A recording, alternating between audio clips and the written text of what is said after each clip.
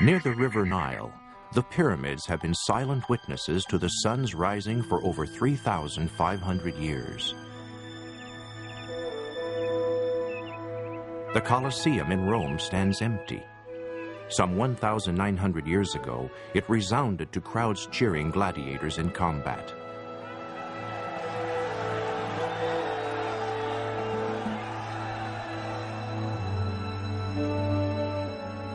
A wall carving, a clay cylinder, an ancient warrior. Why should artifacts and ruins interest us today?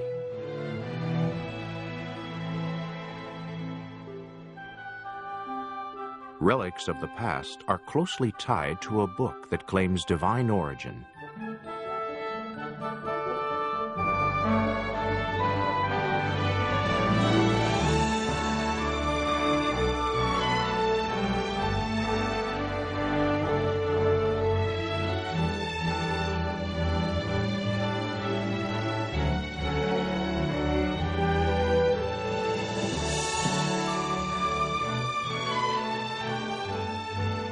Faithful men of God began to write the Bible some 3,500 years ago.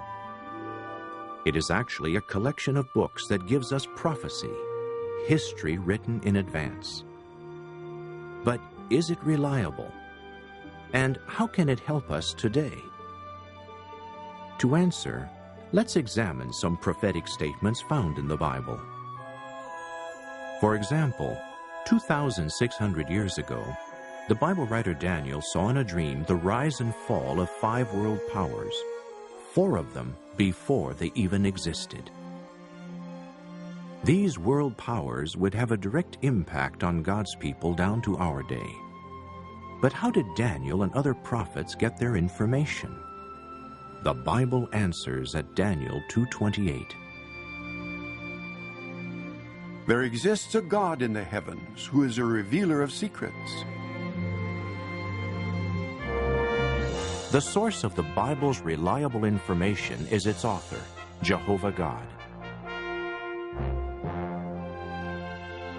Archaeological discoveries demonstrate the reliability of Bible prophecy and the accuracy of Bible history. To verify this, let's consider the march of some world powers.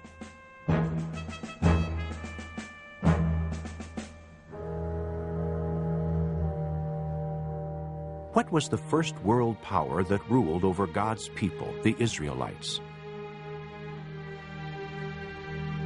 Egypt, referred to more than 700 times in the Bible.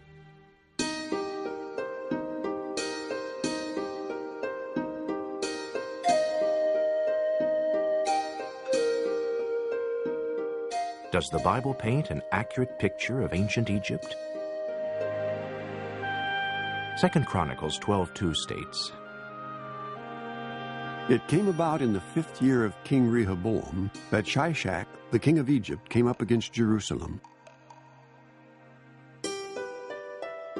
What does history establish? The Egyptians were mighty warriors, and they left records of their military campaigns.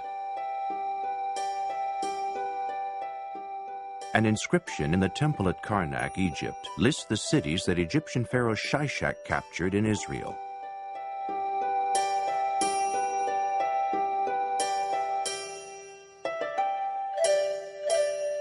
As the Bible indicated, the Egyptians were truly a mighty military power.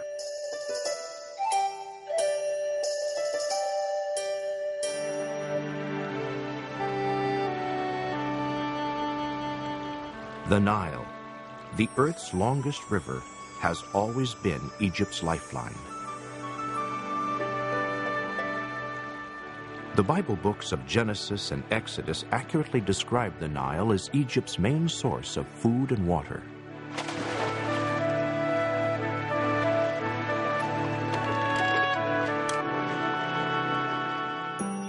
The book of Numbers says that the Israelites, wandering in the desert, longed for the variety of food they left behind in Egypt.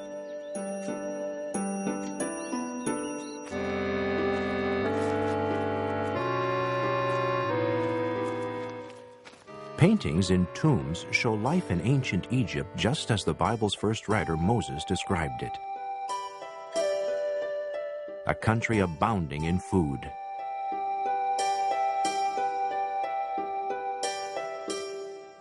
How did the Egyptian religion differ from that of the Israelites? The rulers were viewed as gods. Thus, haughty Pharaoh disdained the Israelite god, Jehovah. Who is Jehovah, so that I should obey his voice? I do not know Jehovah at all.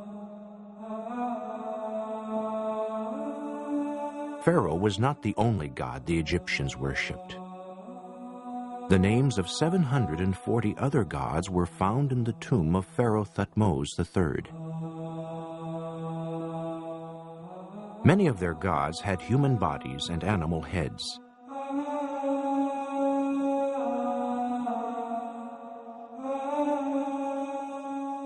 It is easy to understand why Jehovah banned the use of images in worship, as stated at Deuteronomy 4:16 through 19.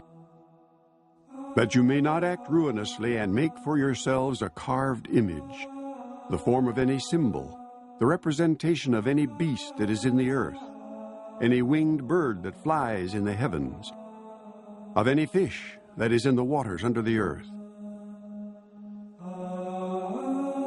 and actually get seduced and bowed down to them and serve them.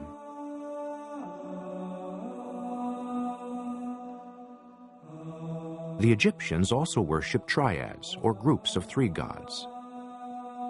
They used the cross or ankh, a symbol of life. And they believed in the immortality of the soul.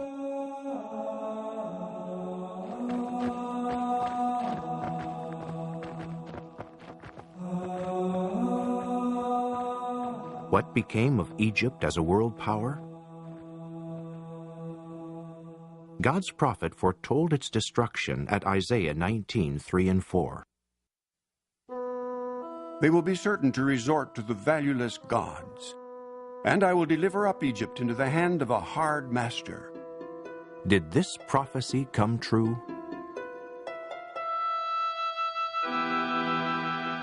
A cuneiform inscription shows the Assyrian king Esarhaddon boasting of his conquest of Egypt. I fought bloody battles against Tirhakah. 5 times I hit him with my arrows. Thus, Egypt's vast wealth and military might could not stop the fulfillment of God's prophecy. The Bible, accurate and reliable.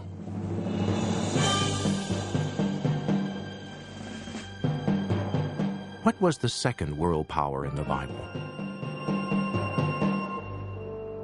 Assyria, a cruel and ruthless nation. The founder of its capital city, Nineveh, was Nimrod, described in Genesis as a mighty hunter in opposition to Jehovah.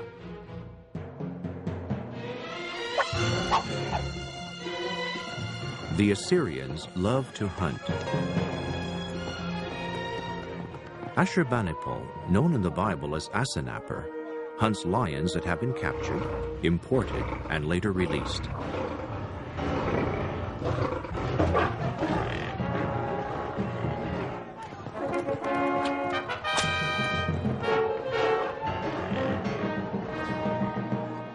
A British museum catalogue states, "The hunt itself was often more of a massacre than a contest."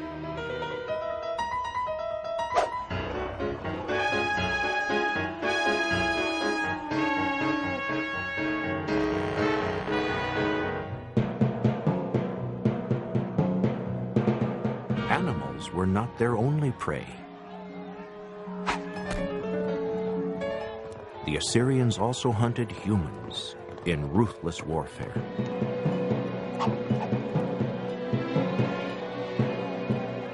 The Bible writer Nahum refers to Nineveh as the city of bloodshed. How true that was.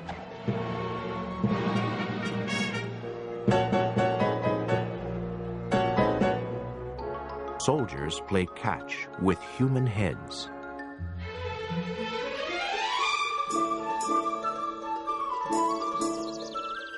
Musicians entertain at a peaceful garden party held by King Ashurbanipal.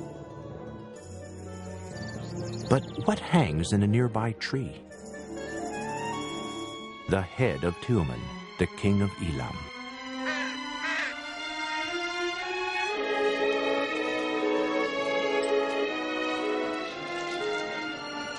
Assyrian king Ashurnasirpal boasted,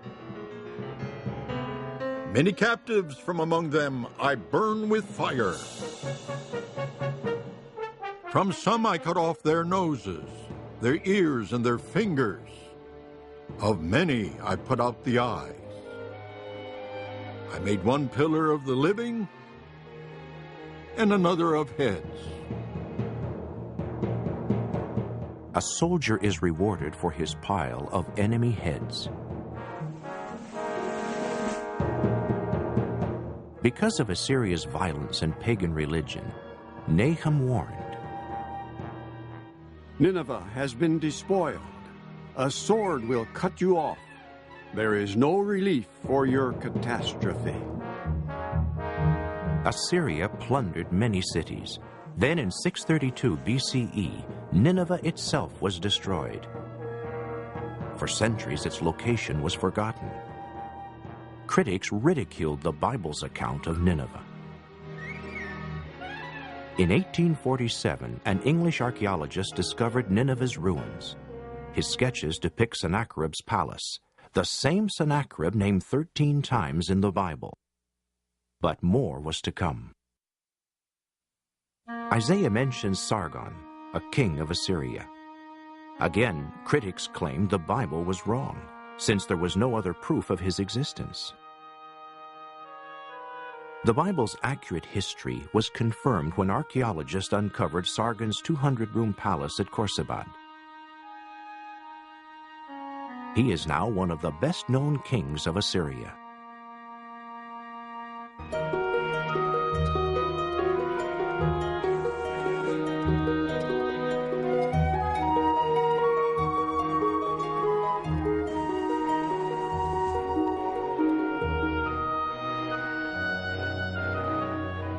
Archaeologists also found inscriptions listing Sargon's claimed conquests, including the biblical region of Samaria.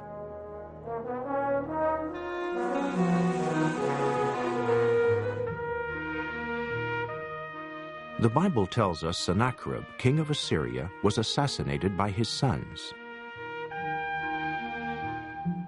Ancient documents discovered by archaeologists support this biblical statement.